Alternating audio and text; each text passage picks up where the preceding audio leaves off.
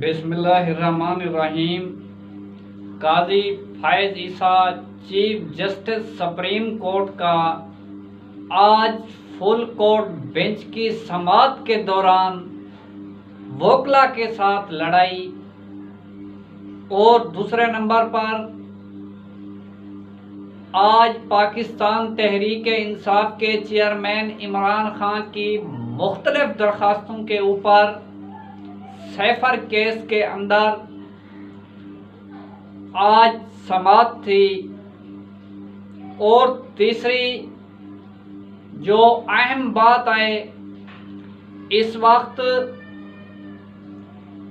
Chairman Tehreek Insaf Imran Khan के खिलाफ judiciary निज़ाम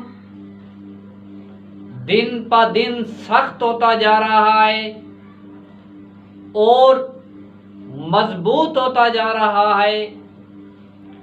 सबसे पहले आज इमरान खान के साथ जो रवैया अमली तौर पर जुडिशरी के अंदर, जो अडियाला जेल के अंदर अदालत को मुंतकिल किया गया था, उसके अंदर इमरान खान के साथ क्या हुआ। एक मुल्क के साबिक वजीर आजम जिसकी उम्र 71 साल है और उसके साथ साबिक वजीर खारजा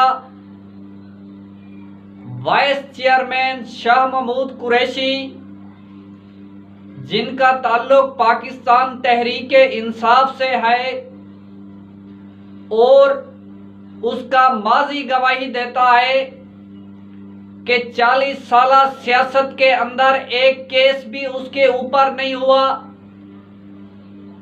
आज उसके साथ जिस तरह का रवैया अपनाया जा रहा है, एक तो वो साबिक वजीर खारजा हैं और दूसरे नंबर पर वो पाकिस्तान की सबसे बड़ी जमात तहरीक इंसाफ के वाइस चेयरमैन हैं। उनका गुनाह क्या है? आज शेर अफजल मरवत साहब ने ये बयान किया और उन्होंने तफसील से आगाह किया कि वाइस चेयरमैन शाह महमूद कुरैशी और पाकिस्तान तहरीक इंसाफ के चेयरमैन इमरान खान को बंद अदालत यानी कि जो अदालत एक जेल के अंदर बंद है, उसके अंदर एक बंद पिंजरे के अंदर चेयरमैन तहरीक इंसाफ और वाइस चेयरमैन शाह महमूद कुरैशी को बंद किया गया था। पिंजरे के अंदर बंद करना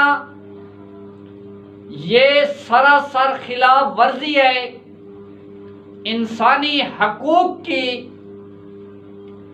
जिसके ऊपर शेर अफजल मरवत ने अडियाला जेल के अंदर जज अबुल हसनात के सामने एहतजाज किया। उन्होंने कहा कि माय लॉर्ड, ये क्या रवैया है? मेरे साइल को, मेरे मुवक्किल को पिंजरे के अंदर बंद किया गया है। ये कौन सी इंसानी रिवायात है? क्यों साबिक वजीर आजम के हकूक से उसको महरूम किया जा रहा है? जब लीगल टीम ने इस बात के ऊपर एहतजाज किया तो फिर कमरे के अंदर वाइस चेयरमैन शाह महमूद कुरैशी और चेयरमैन तहरीक इंसाफ को लाया गया, जिसके बाद जो ट्रायल हो रहा था, ट्रायल के ऊपर शेर अफजल मरवत और लीगल टीम की जज के दरमियान सख्ती जैनी बरहम हुए। उन्होंने कहा कि जज साहब, हम इस चालान के ऊपर दस्तखत नहीं करते और ना ही हम इस चालान को मानते हैं। ये वो दोहरा निजाम है।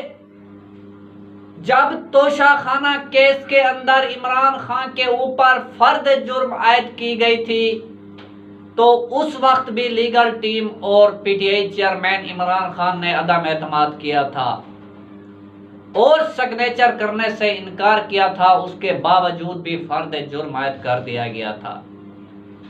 आज फिर शेर अफजल मरवत ने कहा कि जज साहब, हम इस चालान को इस्लामाबाद हाई कोर्ट के अंदर चैलेंज करेंगे, इसके ऊपर हम साइन नहीं करते।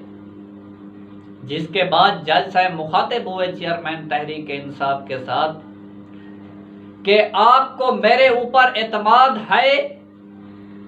तो पीटीआई चेयरमैन इमरान खान ने कहा कि जज साहब, अब तो मुझे तमाम जुडिशरी के ऊपर, तमाम निज़ाम के ऊपर जो मेरा एतमाद है वो उठ गया है। उन्होंने कहा कि आप अपनी सफाई के अंदर कुछ कहना चाहते हैं, जिसके ऊपर तहरीक इंसाफ के चेयरमैन इमरान खान ने कहा कि जज साहब, जो अदालत खुद कैद हो वो अदालत मुझे क्या इंसाफ देगी। जो अदालत खुद कैद हो वो मुझे क्या इंसाफ देगी। इमरान खान ने कहा कि जो बाकी कैदियों के साथ सलूक किया जाता है, मेरे साथ भी उन कैदियों जैसा सलूक किया जाए। मैं रिलीफ की भीख नहीं मांग रहा, मैं ये मांग रहा हूं कि जिन कैदियों के साथ जो सलूक किया जाता है, मेरे साथ भी वही सलूक किया जाए। मुझे वाक करने की इजाजत नहीं दी जा रही। जिस पर जज साहब ने कहा कि मैं आपके और शाह महमूद कुरैशी के डेथ सेल का विजिट करूंगा और उसके बाद एक तहरीरी ऑर्डर जारी करूंगा और वकला का एहतजाज और इमरान खान का चालान की कापियां वसूल ना करना और दस्तखत ना करना और इनकार करने पर जज ने कहा कि अगर 17 अक्टूबर को आपके पास हाई कोर्ट का स्टे अगर ना होया तो फिर हम फर्द जुर्म आयद कर देंगे। जज साहब, आपको किस बात की जल्दी है? ये वही रवैया है जिस वक्त तोशाखाना केस के अंदर इमरान खान के ऊपर फर्द जुर्म आयद की गई थी, तो आज वही निज़ाम दोहराया जा रहा है। उसके बाद जज साहब ने विजिट किया तो फिर जेल आकाम को कहा कि इमरान खान का जो डेथ सेल है उसके साथ जो दीवार बनाई गई है, अफसोस की बात यह है कि इमरान खान और शाह महमूद कुरैशी के सेल के साथ दीवार बनाई गई थी। उस दीवार को गिराने का हुक्म दिया जज साहब ने। कितनी अफसोस की बात है कि एक साबिक वजीर आजम के सेल के साथ दीवार बनाई गई। यह शर्म का मकाम है जब एक इंसान के बुनियादी हकूक से उसको महरूम किया गया, जो बुनियादी हकूक उसको उसका आइन देता है, उसका कानून देता है, उस हक से महरूम किया गया। तो फिर किस बात की? फजलुर रहमान साहब का एक बयान आया फलस्तीन के ऊपर कि फलस्तीन इसराइल के इंसानी हकूक के खिलाफ ख्याल रखें। फजलुर रहमान साहब, आपने पाकिस्तान के अंदर इंसानी हकूक की खिलाफ वर्जी की, आपने यहाँ इंसानी हकूक का ख्याल नहीं रखा।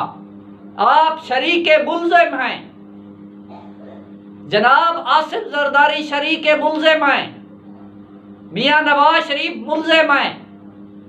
इस पाकिस्तान की अवाम की खिलाफ वर्जी के मुल्जिम हैं, जो 16 माह के अंदर आपने मुआशरे के साथ जो जुल्म अपनाया, उनके तीनों मुल्जिम हैं आप फलस्तीन की बात करते हैं, आप इसराइल की बात करते हैं। आप पहले पाकिस्तान को देखें, जो आपने ये जुल्म अपनाया, जो KPK के अंदर जुल्म अपनाया, जो सिंध के अंदर जुल्म किया, जो इंसानी हकूक के खिलाफ वर्जी की, उसकी मिसाल नहीं मिलती। जो लाकानूनियत अपनाई, आयन का कत्ल किया, कानून का कत्ल किया, उस बात की मिसाल नहीं है। आज एक साबिक वजीर आजम के साथ जो रवैया अपनाया जा रहा है, वो आम साइल के साथ क्या रवैया होगा इनका। जिसके साथ साथ ये था ट्रायल कोर्ट, और इस हवाले से आज 3 दरखास्तें इस्लामाबाद हाई कोर्ट के चीफ जस्टिस आमिर फारूक के पास थी, जिसके अमल को क्या रंग दिया जाए और इसका जो ऑर्डर है वो क्या है। फैसला महफूज, तारीख पे तारीख। इंतहाई अफसोस की बात है, 40 दिन हो गए हैं सैफर केस के अंदर जमानत को। आज फिर आमिर फारूक ने उस सैफर केस की जमानत पर तारीख डाल दी। आप कितनी तारीख डालेंगे? आप क्या क्या बहाने तलाश करेंगे? 4 अक्टूबर को जब इमरान खान का तोशाखाना का केस आपके सामने था, तो आप फैसले से पहले आप किसके साथ मीटिंग करने गए थे? ये वही जज हैं, चीफ जस्टिस काजी फायज ईसा साहब, chief justice Islamabad high court Aamir Farooq साहब, chief justice Balochistan high court. इनका जो अमल है वो कौम के सामने है। आयन और कानून को साइड पर रखकर मौजूदा chief justice supreme court Umar Ata Bandial के खिलाफ ये तीनों जज इंक्वायरी के लिए सुप्रीम कोर्ट के अंदर बैठे थे। ये माजी बहुत दूर की बात नहीं है, 2 माह की बात है। हाई कोर्ट के अंदर लापता फरोख हबीब की दरखास्त लगी हुई थी, तो दरवाजे के ऊपर चिट लगाएगी कि आज जज साहब छुट्टी पे आए। जज साहब, आप इंसाफ नहीं दे सकते तो आप मुकम्मल छुट्टी पर चले जाएं। इस्लामाबाद हाई कोर्ट के चीफ जस्टिस 25 दरखास्तें इमरान खान की, फैसला महफूज, तारीख पे तारीख।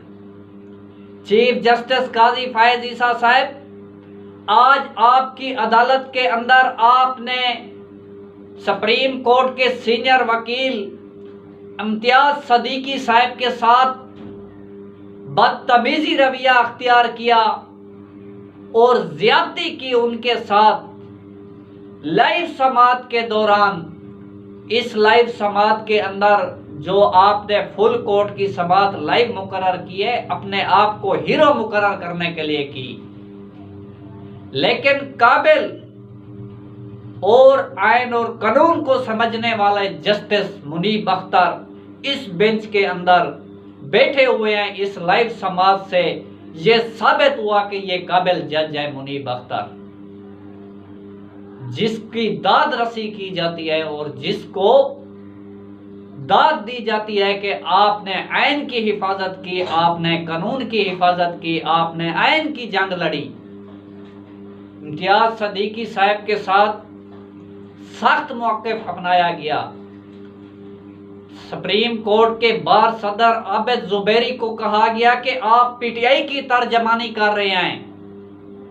काजी साहब, आपने बैरिस्टर सिलाउद्दीन को तो नहीं कहा कि आप मुस्लिम लीग नून की तर्जमानी कर रहे हैं। 3 घंटे की समाअत के दौरान एक बार भी आपने सिलाउद्दीन को नहीं रोका, आपने एक बार अटॉर्नी जनरल को नहीं रोका। बाकी तमाम दरखास्त गुजारों के जो वकील थे उनको बार बार आप टोकते रहे। आपके इस रवैये की वजह से ख्वाजा तारिक रहीम आज आपकी अदालत में पेश नहीं हुए। ये है वो चीफ जस्टिस काजी फायज ईसा जो कहता था मैं आयन का पाबंद हूं, मैं कानून का पाबंद हूं, आज आपका आइन किधर है काजी साहब? आपका कानून किधर है काजी साहब? ये होता है शॉर्ट रास्ते से चीफ जस्टिस बनने का तरीका। जिस शॉर्ट रास्ते से आपको चीफ जस्टिस बनाया गया, आज आप वोकला की तंजील कर रहे हैं। आप भरी अदालत के अंदर वोकला की बेइज्जती कर रहे हैं और उनकी तौकीर कर रहे हैं। काजी फैज ईसा को ये मुखातिब होकर आबिद जुबैरी ने कहा कि चीफ जस्टिस साहब, आप बार बार घबराने की बात ना करें। मैं अपना आइन और कानून के मुताबिक हक इस्तेमाल करने आया हूं। मैं पब्लिक की बात करने आया हूं। मैं सुप्रीम कोर्ट का बार का सदर हूं।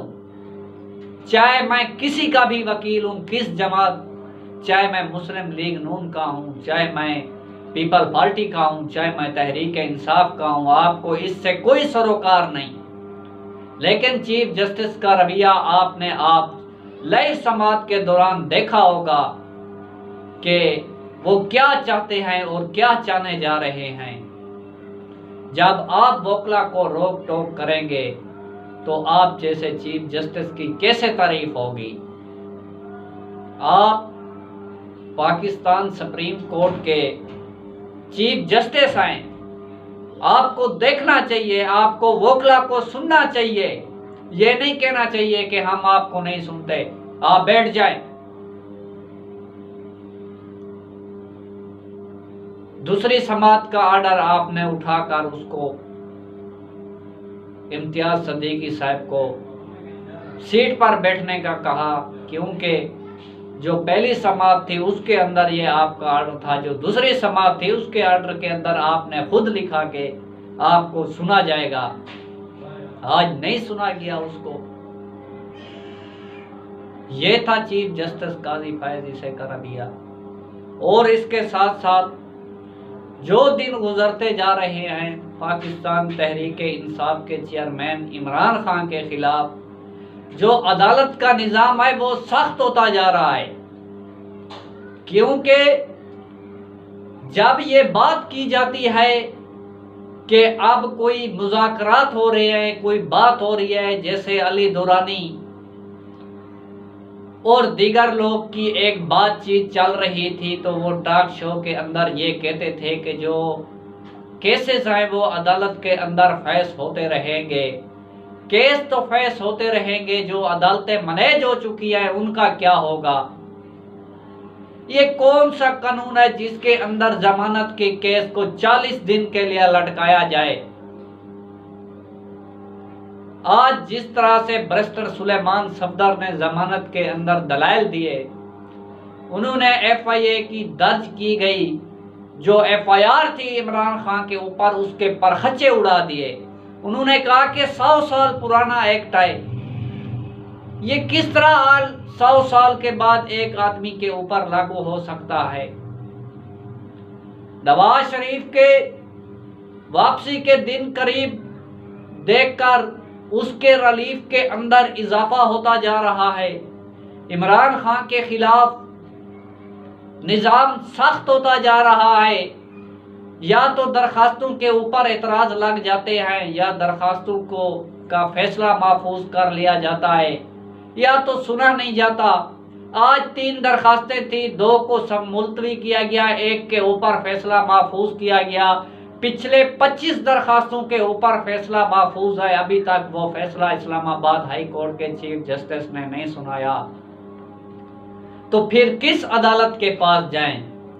जो अदालत इमरान खान के खिलाफ इस तरह का रवैया अपनाए और सख्त मौक़िफ़ अपनाए और रिलीफ ना दे, पिंजरे के अंदर बंद कर दिया जाए, तो आम साइल के साथ क्या किया जाएगा?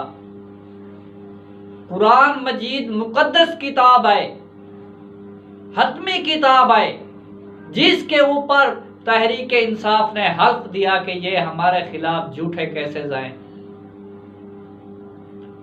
हमने कोई तशद्दुद नहीं किया, हमने किसी को नहीं उकसाया, फिर क्यों नहीं इस हल्फ को माना जा रहा? जुडिशरी के अंदर आत्मी और आखिरी फैसला कुरान मजीद होता है। जो कुरान मजीद उठाता है उसके ऊपर फैसला किया जाता है। आज तमाम रहनुमा कुरान मजीद उठाकर कह रहे हैं कि इमरान खान ने हमें कभी नहीं कहा तशद्दुद का, कभी नहीं उकसाया। सुप्रीम कोर्ट के अहकामात के बावजूद, अटॉर्नी जनरल की यकीन दहानी के बाद सिविलियन का ट्रायल जो है वो आर्मी के अंदर किया जा रहा है, धड़ाधड़ किया जा रहा है। आज एक नोटिफिकेशन निगरान हुकूमत की तरफ पंजाब से किया जाता है कि जो 9 मई के केस हैं अस्करी टावर और जनाह हाउस, उनका जो ट्रायल है वो सेंट्रल जेल के अंदर अदालत लगाई जाएगी, जो कि ये बहुत बड़े दहशतगर्द हैं।